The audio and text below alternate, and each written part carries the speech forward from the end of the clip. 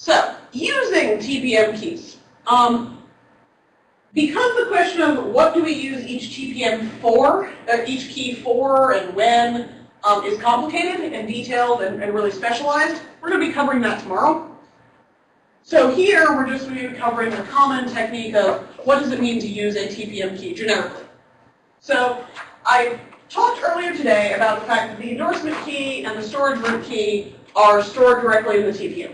The endorsement key is never used directly. It is only used in a command called activate identity, which is part of the PCA protocol.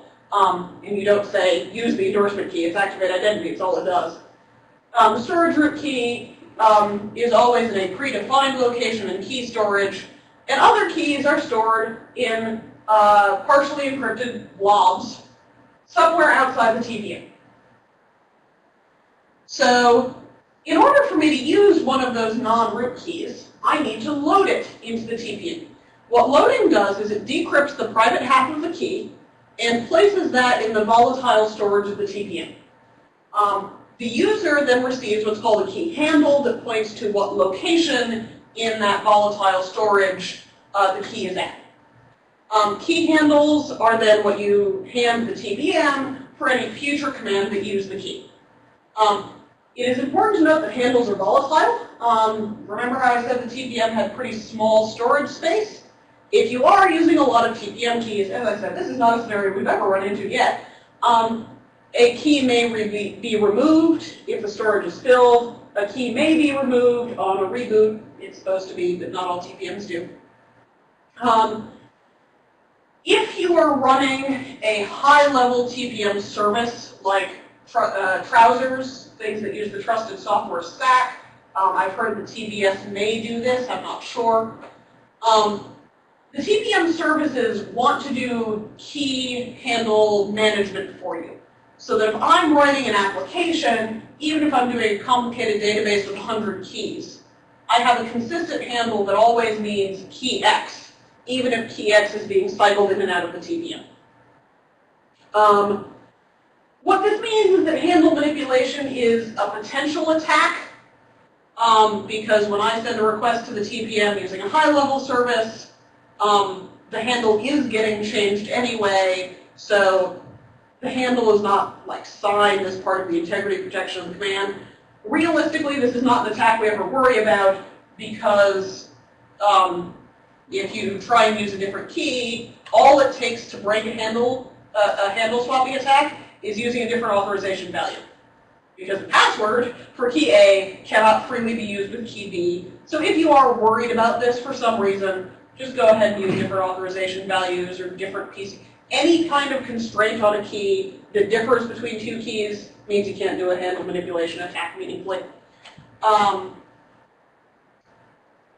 So the load key command, this is actually load key 2, because we're at TPM 1.2. There are some commands that end in 2 that are new. The original load key command is deprecated.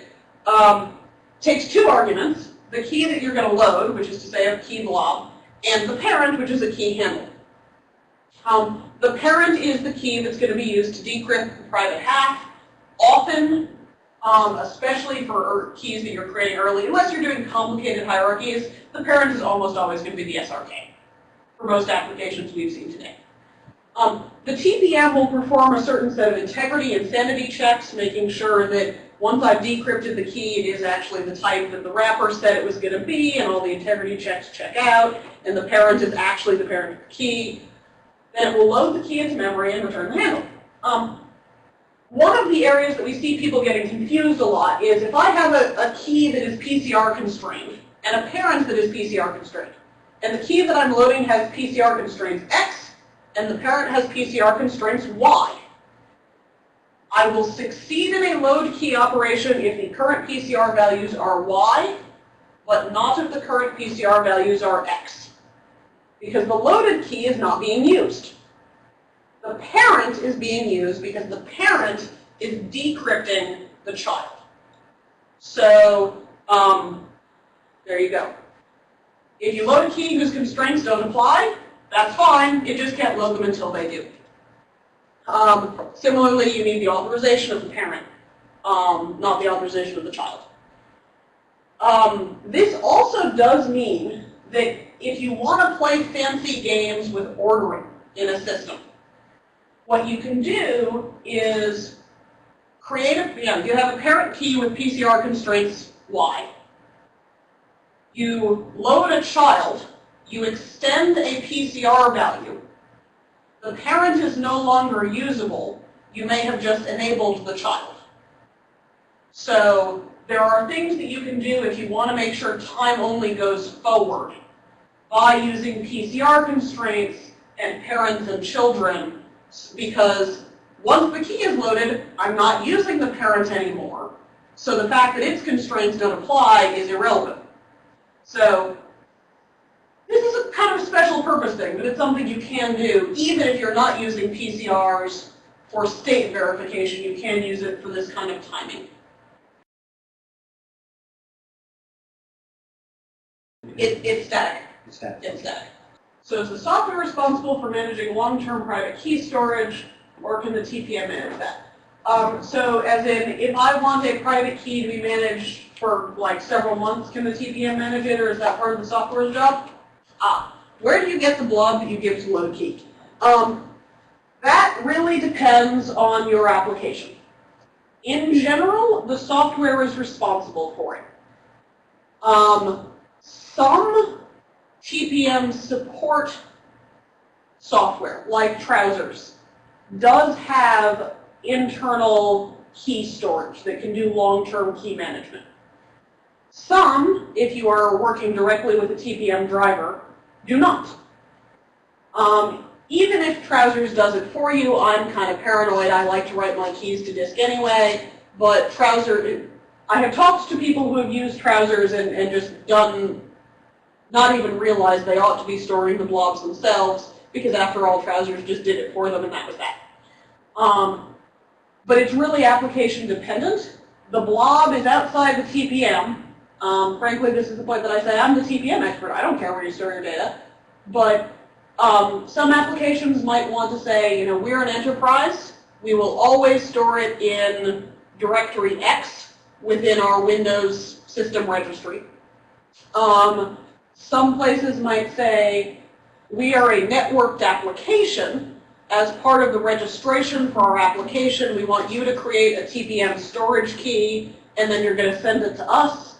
Whenever we want to send you data, we will encrypt it with your TPM key, and then send both that key blob and the encrypted data off to your TPM, and we're not concerned about anybody reading all of this, because after all, only you can load that key. And really anything in between. We don't particularly care. Does that answer your question? I've got a follow-up question to that then. So I guess my question would be, is it even possible to have some AIK, for instance, which you basically tell the TPM, just keep this thing loaded after you reboot anytime? Is it possible to keep something long-term like that other than the core key? Yes. Yes, it is. You have to do it deliberately. It's a command called owner evict, or set owner evict. The owner has to do it, or somebody where the owner has delegated permissions to them. So generally, if you're going to want to do this, this is probably part of your initial setup. What that does is you hand it the handle of a currently loaded key and the owner authorization. And a flag is set such that that key will never be pushed out of the volatile key storage until the owner explicitly says to evict it.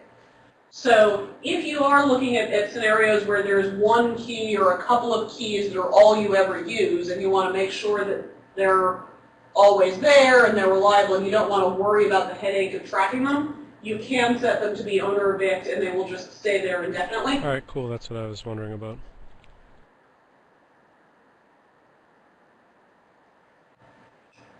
It isn't something that I talk about too much, in part because if you do owner evict all the keys, you may eventually get yourself to a point where you can't load any new ones.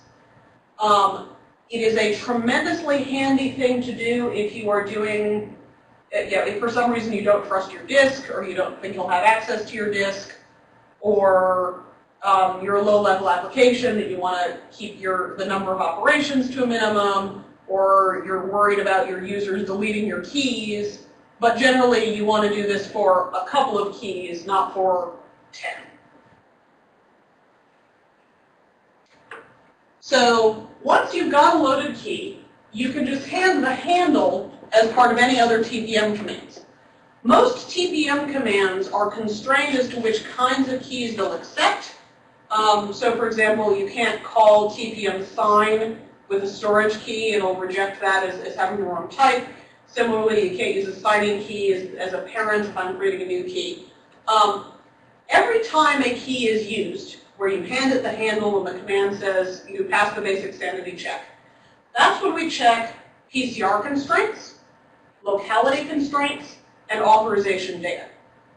And all three of these have to be met in order for the key to actually be used. So for the rest of the class, I'm just going to use the convenient shorthand that says use an X key. And when I say that, I am implying that you have loaded it, that you are handing it to a relevant command, and that the relevant constraints are met. So there you go. This seems like the most intuitive thing I've defined today, frankly. So, half an hour early. Are there any questions?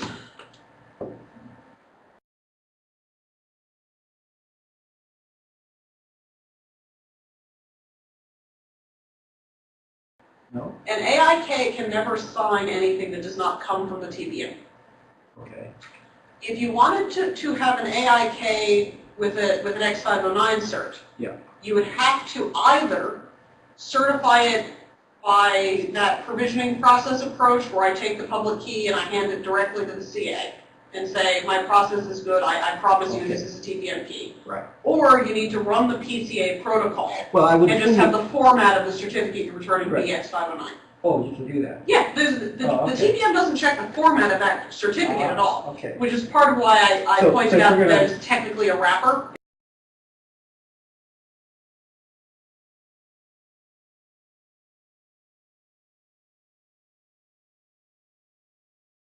The PCA protocol is completely agnostic about certificate format. Okay. It just cares about the ability to encrypt messages in both directions.